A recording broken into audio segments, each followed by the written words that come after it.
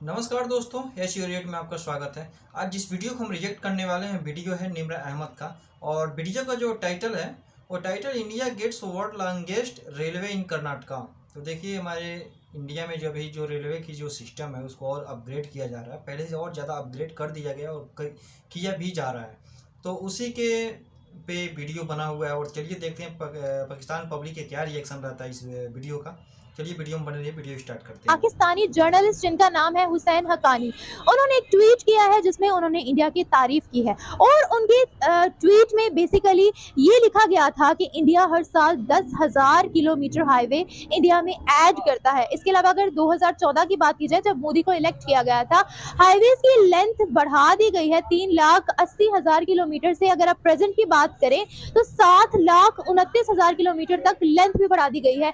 हर साल एयरपोर्ट्स में इजाफा होता है। इसके अलावा अगर बात की जाए तो इसी साल जनवरी में वर्ल्ड के सबसे बड़े रेलवे निजाम, सबसे बड़े रेलवे स्टेशन, सबसे मॉडर्न रेलवे स्टेशन की इनॉग्रेशन की गई थी कर्नाटका इंडिया में, जिसको गिनेस बुक में भी जिसका रिकॉर्ड कायम किया गया है। अगर पाकिस्तान की बात की जाए तो 1947 से लेकर अब तक पाकिस्तान में क्या कारकर्दगी की गई है, क्या रेलवे के निजाम को, क्या इंफ्रास्ट्रक्चर को बेहतर किया गया है, और अभी तक पाकिस्तान के किसी सिस्टम का, किसी भी टेक्नोलॉजी का नाम गिनेस बुक में क्यों नहीं रिकॉर्ड किया गया। आए जानते हैं लोगों से। तब तक के लिए मेरे साथ रहें। अब देखें, नवाज शरीफ साहब हैं, जरदारी है, यही हमारी लीडरशिप है ना। मुझे बताएं कि इन लोगों के तो अपने असासे बाहर हैं। अगर मुल्क क्राइसिस के अंदर है और मैं एक पैट्रियट हूँ, मैं एक डेमोक्रेटिक हूँ, तो मुझे चाहिए कि मैं स्टेट को कहूँ कि जनाब मैं अपनी चीज़ें बेच के मैं अपनी कौम के लिए कुछ करना चाहता हूँ। यहाँ तो वो है ही नहीं। और हमारी जो कौम है जी, ये बहुत अच्छी है। यहाँ लोग जो है वो मैं समझता हूँ कि हक के लिए खड़े होते हैं, लेकिन इतनी इतनी जब आपको जरिया माश नहीं होगा, मईशत कोलैप्स हो जाएगी, तो फिर आप लामहला आपके लोग रोटी कमाएंगे या अपने हक के लिए बाहर निकलेंगे। ये सब क्वालिटीज जो है वो मोदी में है। नहीं, मूडीज की मैं बात नहीं करूंगा। वो तो हमेशा से, वो देखें, वो रिजिड आदमी है और वो हमेशा उसने जो है वो जो वोट लिया है, तो उसने जो है वो मजहबी जो है इंतहा पसंदी पे उसने वोट लिया है हमेशा। तो आपको क्या लगता है कि वहाँ के जो मुसलमान है वो बिल्कुल भी फैसिलिटेट नहीं हो रहे, बिल्कुल भी आगे नहीं आ रहे, उनको तालीमी इदारों में जाने से रोका जा रहा है, या उनको जरूरियात जिंदगी की चीजें मुहैया नहीं की जा रही? ज़रूरियात ज़िंदगी की चीज़ों की बात नहीं है। बात यह है कि अब आपकी स्टेट है पाकिस्तान, 100 बुराइयां हमारे अंदर हैं, लेकिन आपने देखा कि हमारे यहाँ जो मजहबी, हमारे जो क्रिश्चियन भाई हैं, जो हमारे हिंदू हैं, जो हमारे और नॉन मुस्लिम जो कम्युनिटीज़ यहाँ रहती हैं, तो हमेशा स्टेट उनको फैसिलिटेट करती है। सर, अगर सिंध वाली साइड पे बात की जाए तो हिंदुओं की, हमारे यूट्यूबर वहाँ पर विजिट करने गए थे, तो हिंदुओं की हालत वहाँ पर बहुत बुरी है। रिलीजियस प्लेसेस उनकी बहुत बुरी हालत में है। अगर माइनॉरिटीज की बात की जाए, 1947 से लेकर अब तक देखें तो माइनॉरिटीज तो बहुत कम हो गई है यहाँ पर। देखिए, मिनॉरिटीज़ कम होना एक अलग बात है, लेकिन आपकी हमेशा जो गवर्नमेंट आती है वो हमेशा कोशिश करती है। अच्छा, फिर यूनाइटेड नेशंस में ये भी मुद्दा आया था कि पाकिस्तान में फोर्सफुली कन्वर्जन हो रही है रिलीजियन की। यूनाइटेड नेशंस की बात कर रही हूँ। नहीं, मैं समझता हूँ ऐसा कुछ नहीं है। रियासत ने हमेशा जो है वो ख़ास तौर पर जो हमारी एस्टेब्लिशमेंट है और जो हमारे इदारे हैं, वो हमेशा कोशिश करते हैं कि इस किस्म के जो है वो कोलैप्स ना हो। और एक दो वाक़ये ऐसे हुए थे, और उस पे भी जो है, जो आप देखें ना अपनी रियासत में और हम इंडिया को देखें, तो इसमें हम उनसे 100 गुना बेहतर हैं इस हवाले से, कन्वर्जन में, मज़हबी हवाले से। मजहबी हवाले हम से। जो हमारी जो हम मिनॉरिटीज़ हैं, हम उनका ख्याल रखते हैं। फिर माइनॉरिटीज कम क्यों हो रही हैं? सर, मेरा तो यहाँ पर ये सवाल बनता है, इंतहा पसंदी हर मुल्क में होती है, वो किसी भी कम्युनिटी, किसी भी तबके से ताल्लुक रख बात सकती है। यह है कि यहाँ एक शांति नगर वाक़या हुआ, एक और वाक़या हुआ। अगर आप इसको कंपैरिजन करें अपना इंडिया के साथ, तो वहाँ देखें, बाबरी मस्जिद वाला देख लें, वहाँ अच्छा, एक देखें। रिपोर्ट बताती है, ये मुसलमान ने ही वहाँ पर कहा था कि चलिए, अभी भाई ने बाबरी मस्जिद का इतिहास मतलब बोल दिया है, तो बाबरी मस्जिद का भी इतिहास जरा हम जान लेते हैं। देखिए, बाबरी मस्जिद बना कब था। बाबरी मस्जिद बनने का जो सन था आपका 1526 में बाबर इंडिया में आया था। उसके बाद ही बाबरी मस्जिद आपका वहाँ बना हुआ था। और उससे पहले अगर राम जन्मभूमि देखेंगे तो 5000 साल पहले हम लोग का वहाँ राम जन्मभूमि था। तो देखिए, सबसे पहले तोड़ा कौन था बाबरी मस्जिद को? तोड़ने वाला सबसे पहले था कौन?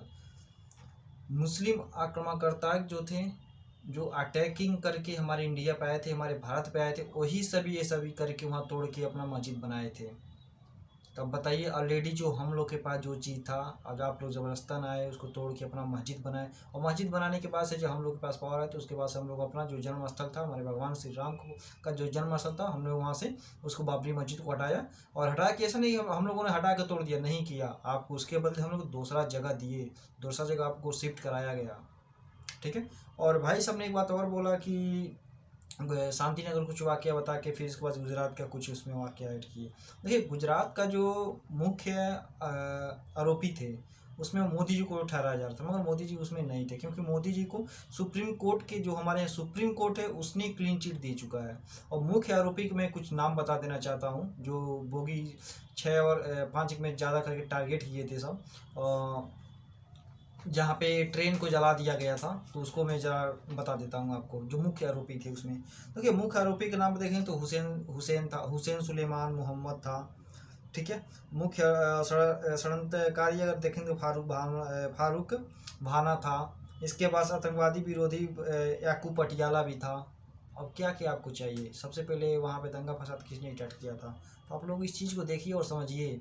उस टाइम जो बात गई उस चीज़ को हम भी लोग भूल गए। अगर आज गुजरात की अगर बात करेंगे तो गुजरात में सबसे बड़ा अगर तेल रिफाइनिंग का बात करेंगे तो हमारे पास गुजरात में है, ठीक है।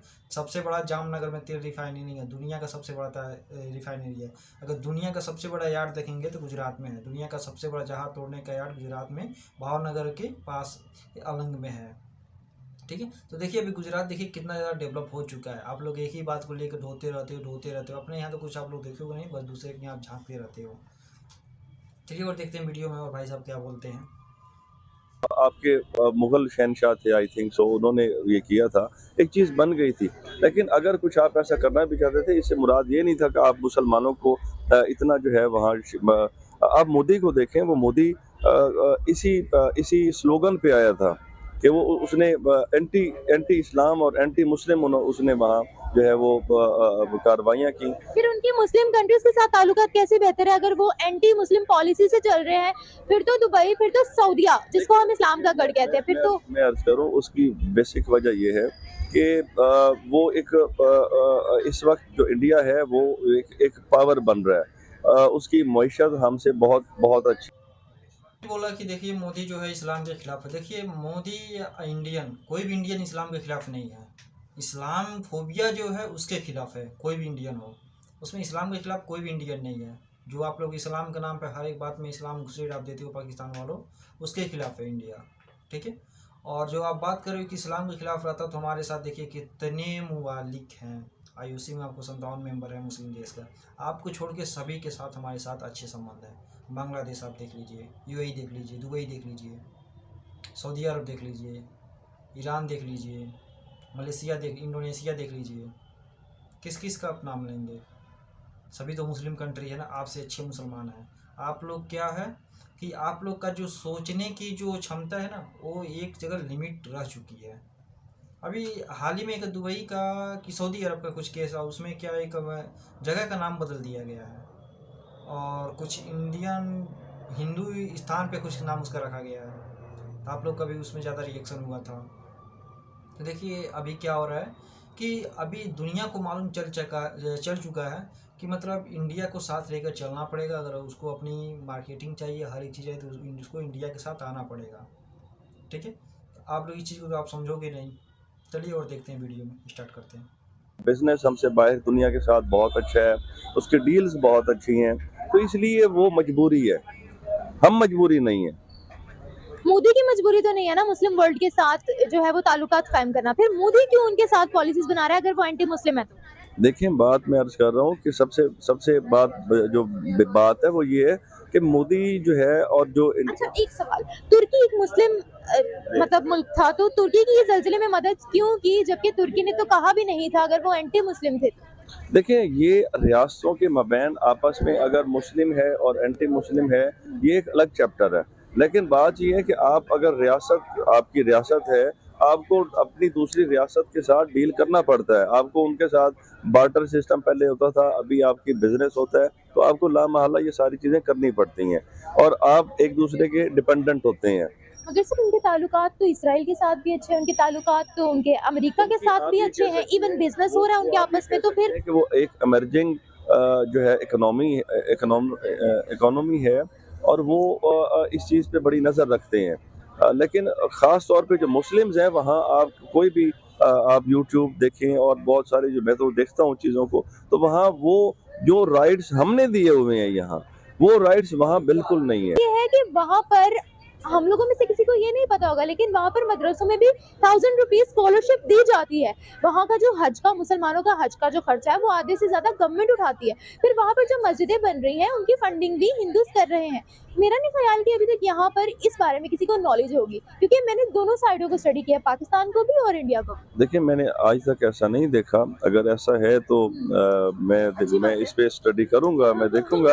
अदरवाइज मैं ऐसे गलत स्टेटमेंट दूं, मैं तो यही समझता हूं कि जो मोदी है उसकी जो पॉलिसी है वो एंटी इस्लाम ही रही है, एंटी मुस्लिम ही रही है। फिर वहाँ पर एक औरत भी है, मतलब काफी मुस्लिम है वहाँ पर ना, उनकी मुंह बोली बहन है जो हर साल उनको राखी भी बांधती हैं, तो उनका भी मैंने इंटरव्यू सुना था जिसमें वो बहुत ज्यादा तारीफ भी कर रही थी। फिर गुजरात, जहाँ पर बोला जाता है कि मोदी जो है वो गुजरात का कातिल है, वहाँ के मुसलमानों के इंटरव्यूज भी देखे थे, उनको भी फैसिलिटेट किया गया था वहाँ पर।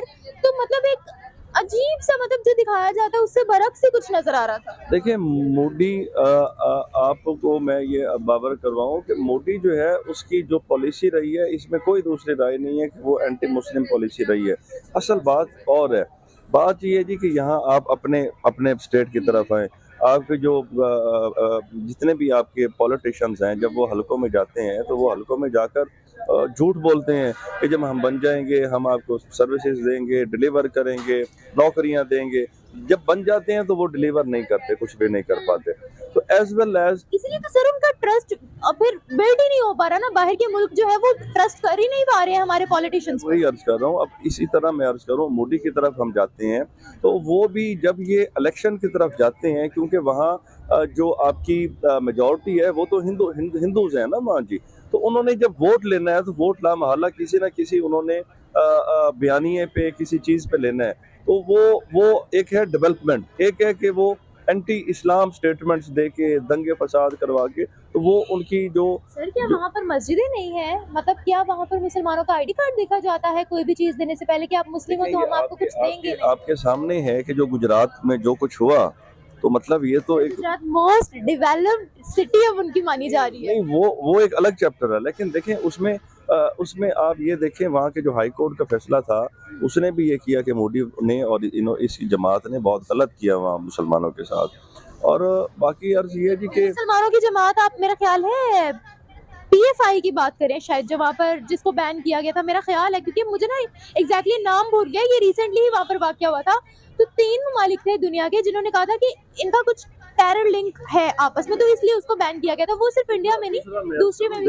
देखें बात ये है कि हमारा और उनका, तो देखें आप अपनी एस्टेब्लिशमेंट पे एक आप गरीब मुल्क है, तो आप यू कॉन्ट इमेजिन कि हम अपनी जो मईशत है उसका 80+ % जो है वो हम अपनी फ़ौज पे लगाते हैं। तो ये अगर हमारा कश्मीर कॉज जो है वो आपस में यूनानिमस तरीके से हल हो जाए, और एज वेल एज जो है वो हमारा पहले तो देखें ना, जब पाकिस्तान बना है तो इससे पहले तो ये मतलब जो है एक ही हम रियासत थे। हमारे जो काफ़ी सारी जो हमारे ट्रेडिशंस हैं, लिविंग स्टाइल है, वो सारा एक जैसा था। तो बात ये थी कि उसके बाद जो है इन्होंने जो कुछ किया, तो वो मैं समझता हूँ कि थोड़ा सा दोनों रियासतों को चाहिए कि आपस में जो ये खलीज है, देखें आप वहाँ की जो कौम है, वहाँ के जो लोग हैं, मतलब वो लोग इतने रिजिड नहीं हैं। वो लोग चाहते हैं कि हमारे बॉर्डर्स खुल जाएं, हमारी ट्रेड आपस में हो, हमारी चीज़ें हों, और हम जो है वो डेवलप करें। तो बात ये है कि हमें भी सोचना चाहिए, पीस एंड कॉम की तरफ आना चाहिए, हमें आपस में मसाइल को हल करना चाहिए। और मैं इसके साथ साथ मैं ये भी कहूँगा कि वो कहते हैं जी कि जो हमारे पाकिस्तानीज़ हैं या हमारी इस्टेब्लिशमेंट है, ये इंटरवेन करती है मुख्तलिफ उनमें। इसी तरह हम भी कहते हैं, जैसे आपने देखा यहाँ काफ़ी मतलब जो है अपना बलोचिस्तान के अंदर एज वेल एज सिंध के अंदर उनकी जो रॉ है उसने बहुत सारे जो है हमारे नुकसान किए, और बहुत सारी चीज़ें ऐसी हुई। मैं समझता हूँ कि इन चीज़ों से निकल कर अब जो है वो दुनिया बहुत आगे चली गई है। तो हम दोनों रियासतों को मैं एजेंट्स तो हमारे भी वहाँ पकड़े गए थे। नहीं, मैं अर्ज करूंगा कि मैं दोनों की बात कर रहा हूँ, Peace talks की मैं बात दोनों कर की रहे बात हैं। कर रहा हूँ कि दोनों रियासतों को अब इन चीजों से हटकर निकल कर बिल्कुल सही बात आगे चलना चाहिए और अपनी जो कौम की आवाज है दोनों की, बिल्कुल सुनिए। एज वेल एज पाकिस्तानीज हो या इंडियंस हो, तो दोनों नहीं चाहते कि हमारे मबैन जंग हो या हमारे मबैन को इस किस्म के रिफ्ट हो। तो जो रिफ्ट्स हैं उनको एमिकेबली ख़त्म करना चाहिए, हमें उनके तहफ़्फ़ुज़ात का ख्याल करना चाहिए एज वेल एज उनको हमारे तहफ़्फ़ुज़ात का ख्याल करना चाहिए। जी, वो डेवलप कंट्री है, हम तो अनडेवलप कंट्री हैं। हमारे मुल्क में अभी बहुत कुछ होना बाकी है। यहाँ पे रोड्स आप टैक्स लेते हैं रोड्स के, पर रोड नहीं बनती। और रेलवेज़ का तो बहुत ही बुरा हाल है। रेलवेज़ में तो आपने वही 100 साल 150 साल पुराना जो सिस्टम चल रहा है वही चल रहा है, वही लाइनें बिछी हुई हैं। हमने कभी कोई नई लाइन नहीं बिछी यहाँ पे। और बाकी अभी इस मुल्क को जाने के लिए, बहुत आगे जाने के लिए बहुत कुछ करना पड़ेगा। आपको क्या लगता है सर, अगर हम इंडिया की बात करें तो इंडिया अपने इंफ्रास्ट्रक्चर में हमसे कितना आगे और पाकिस्तान में क्या आलम है? इंडिया ने जो डेवलपमेंट की है वो रेलवेज़ में की है। वो जानते हैं कि उनकी आबादी बहुत ज़्यादा है, उनकी भी रोड्स इतनी कोई अच्छी नहीं है, लेकिन उन्होंने अपनी आवाम को देखते हुए, अपनी पॉपुलेशन को देखते हुए उन्होंने रेलवेज़ को डेवलप किया है। सर उनके हाईवेज बहुत जबरदस्त है, उनकी रोड्स बहुत ज्यादा मॉडर्न हो चुकी हैं। नहीं, उनकी जो रोड्स हैं, उन्होंने जो सिस्टम बनाया था, जो हमारा सिस्टम यहाँ पे रिंग रोड का सिस्टम बना था, उन्होंने जो रिंग रोड बनाए हैं वो हमसे मुख्तलिफ है। उन्होंने शहर को बाहर से कनेक्ट किया है रिंग रोड्स के ज़रिए। हमारे यहाँ पे जो रिंग रोड का पहला मंसूबा लाहौर में शहबाज शरीफ साहब ने बनाया था, वो बनाया था लाहौर से बाहर से, शादारा से बनना था। वो एक अच्छा एक मंसूबा था, लेकिन इन्होंने वो ख़त्म करके रिंग रोड को शहर के अंदर ले आए हैं, जिससे यहाँ पे अभी रिंग रोड की वो फैसिलिटी हमें नहीं मिल रही जो इंडिया। ट्रांसपोर्ट में क्या यहाँ रोड्स पे अभी भी अगर मैं पीछे आपको दिखाऊं तो रोड में कितने डेंट्स होंगे, यहाँ पर मुख्तलिफ जगहों से सड़क यहाँ पर टूटी हुई होगी। अगर मैं रेलवे निज़ाम की बात करूं तो क्या लगता है आपको, क्या वहाँ पर मॉडर्न जदीद ट्रेनें चलाई जा रही है, क्या पटरियाँ सही सलामत हैं? इंडिया में जी, पाकिस्तान में भी, इंडिया में भी? पाकिस्तान में मैंने आपको कहा ना कि हमारा वही सिस्टम है, वही लाइनें बिछी हुई हैं जो 100 साल 150 साल पहले आपने घोड़े सिर्फ बिछा के। पाकिस्तान में एक तरह की ट्रेन देखी होगी, वही जो हमारे रेलवे में चलती जी वही है, है। अगर बिल्कुल उनकी बात की जाए वो मुख्तलिफ है। वो उन्होंने डेवलप किया है, मैंने आपको कहा उन्होंने अपनी पॉपुलेशन को देखते हुए अपनी रेलवेज को डेवलप किया उन्होंने। सिर्फ उनकी बसेस भी जो है वो हाइड्रोजन बसेस लॉन्च हो गई हैं। यहाँ पे मैंने आपको बताया Electric roads। इलेक्ट्रिक, यहाँ पे आप रोड टैक्स लेते हैं, आप एक गाड़ी रजिस्टर करवाने जाएं आपको हर साल रोड टैक्स पड़ता है, लेकिन रोड्स की वो हालत ठीक नहीं होती, जिस वजह से हमारे लोग भी टैक्स देने से घबराते हैं। जी क्यों दें टैक्स, जब इन्होंने हमें फैसिलिटी नहीं देनी गवर्नमेंट ने, तो फिर क्यों दें टैक्स। यही है कि अगर जिस रोड का टैक्स इकट्ठा किया जा रहा है तो फिर वो रोड पे ही लगना चाहिए। अगर आप किसी और चीज़ से जिस चीज़ का टैक्स जिस से ले रहे हैं उसी पे लगेगा तो ये मुल्क तरक्की करेगा। जो रेलवे उन्होंने बनाया है उसका रिकॉर्ड गिनेस बुक में ऐड किया गया है, ये उनकी तारीफ की जा रही है। एक पाकिस्तान के जो है वो एक जिसको कह लें इकोनॉमिस्ट कह लें, जिसको कह लें एनालिस्ट है, उन्होंने एक ट्वीट की है, उन्होंने एक बयान दिया है अपना, और उन्होंने ये कहा है कि इंडिया जो है वो 10,000 हाईवेज हमेशा हर साल जो है वो ऐड कर रहा है और उनकी लंबाई भी बढ़ा रहा है। क्या कहेंगे? मैंने आपको पहले बोला ना कि वो एक मैं सिंपल बात आपसे करूं और एक बिल्कुल सीधी बात करूं। They are sincere with their country, we are not sincere with our country. हम अपने एज ए अवाम, हम जो इंसान यहाँ पे सड़कों पे चल रहे हैं, हमने 75 सालों में सड़क पे चलना नहीं सीखा, तो हम हाईवे पे और रोड पे कैसे चलेंगे। हमें ये नहीं मालूम कि हमने सड़क कैसे क्रॉस करनी है, हमें ये नहीं मालूम कि हमें फुटपाथ पे चलना है या सड़क पे चलना है, तो हम क्या डेवलप करेंगे, क्या तरक्की करेंगे। एज कम्पेयर टू इंडिया तो क्या करेंगे? हम बहुत पीछे हैं, हम बहुत पीछे हैं इंडिया से। क्या लगता है आपको उनके इंजीनियर्स अच्छे हैं, उनका बजट नाफिज हो रहा है? आपके भी बहुत अच्छे हैं, पॉलिसी चाहिए। आपके डॉक्टर्स बहुत अच्छे हैं, आपके इंजीनियर्स बहुत अच्छे हैं, आप में जो लोग हैं वो बहुत अच्छे हैं, उनसे भी अच्छे हैं, लेकिन बात यह है कि उनको वो एक सिस्टम में है, हम सिस्टम में नहीं है। मैं आपको एक बात करूं छोटी सी है, लोग कहते हैं ये कौम है, मैं कहता हूँ ये हजूम है। हम कौम बने ही नहीं है, हम हजूम है। जब हम कौम बनेंगे तो ये मुल्क तरक्की करेगा। क्या लगता है हमारे जो रोड सिस्टम है, क्या रेलवे का जो निज़ाम है, क्या हम किसी बाहर के मुल्क को ये दिखा सकते हैं कि ये हाल है आज हमारे रेलवे का? हम क्या क्या दिखाएंगे, हम अपना PIA दिखाएं, हम अपना रेलवे दिखाएं। PIA वो थी जिसको एमिरेट्स ने देख के एयरलाइन बनाई, आज हम कहाँ पे हैं और एमिरेट्स किधर है। पीआईए को गिरवी रखने का बोला गया था। जी जी जी, अब बड़ा कुछ गिरवी रखेंगे यहाँ पे, शुक्र करें कि हम लोग नहीं गिरवी रख दिए गए।